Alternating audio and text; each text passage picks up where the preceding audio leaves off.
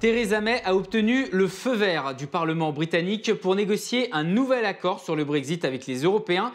Mais justement, les Européens sont-ils prêts? On décrypte le sujet avec notre correspondant à Londres. Bonjour Alexandre.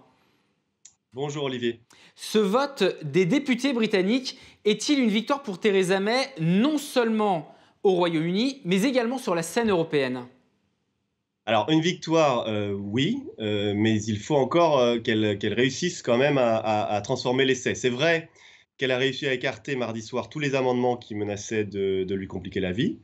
C'est vrai aussi que pour la première fois, elle a une majorité derrière elle au Parlement pour indiquer la marche à suivre. En l'occurrence, vous l'avez dit Olivier, pour rouvrir les négociations avec Bruxelles, puisque les députés semblent prêts à donner leur feu vert à un accord où la clause de backstop sur la frontière irlandaise serait révisée. Mais bon, tout n'est pas réglé pour autant. Il lui reste d'abord à trouver un terrain d'entente avec Bruxelles, qui pour l'instant n'a pas l'air vraiment prêt à rouvrir l'accord conclu fin novembre et retoqué mi-janvier par les députés. Et il faut ensuite que ce terrain d'entente convienne à la Chambre des communes, ce qui, à ce stade, n'est pas gagné. À l'issue de ce vote, Theresa May s'est donc exprimée au Parlement britannique et elle a rappelé l'un des grands enjeux, la frontière irlandaise. On l'écoute. It is now clear that there is a route that can secure a substantial and sustainable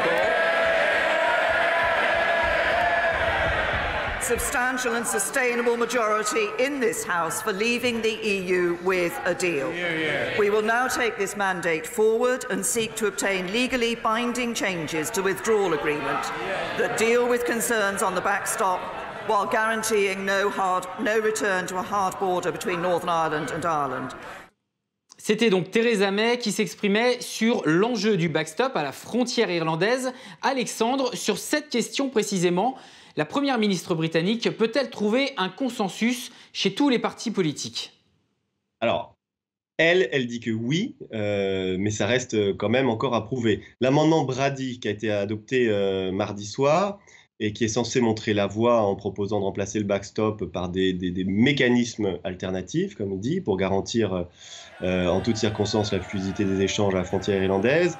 Cet amendement, il a été adopté qu'à une très courte majorité, 16 voix d'écart seulement, sur un total à la Chambre des communes de 650 députés.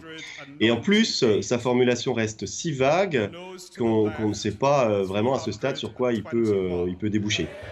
Voilà donc du côté britannique. Si on s'intéresse désormais au côté européen, il y a déjà eu des réponses de la part du président du Conseil européen, Donald Tusk, et également du président français, Emmanuel Macron, qui ont dit dans les grandes lignes que l'accord qui avait été négocié était le meilleur possible et qu'il n'était pas renégociable. Dans ce contexte-là, Alexandre, un report de la date du Brexit est-il possible et un deuxième référendum est-il envisageable?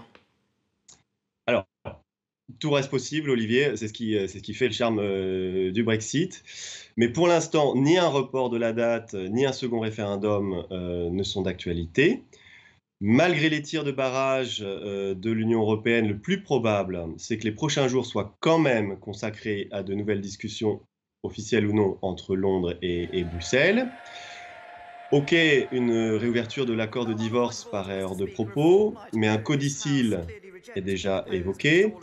Ok, une réinvention du backstop est a priori exclue, mais un ajout semble possible pour en préciser les modalités. Bref, le chemin est étroit, c'est vrai, mais il y a, à mon avis, la place pour un compromis. Il ne faut pas oublier que l'Europe y a aussi intérêt, plutôt que de subir les effets collatéraux d'un no deal, autrement dit d'un Brexit sans accord.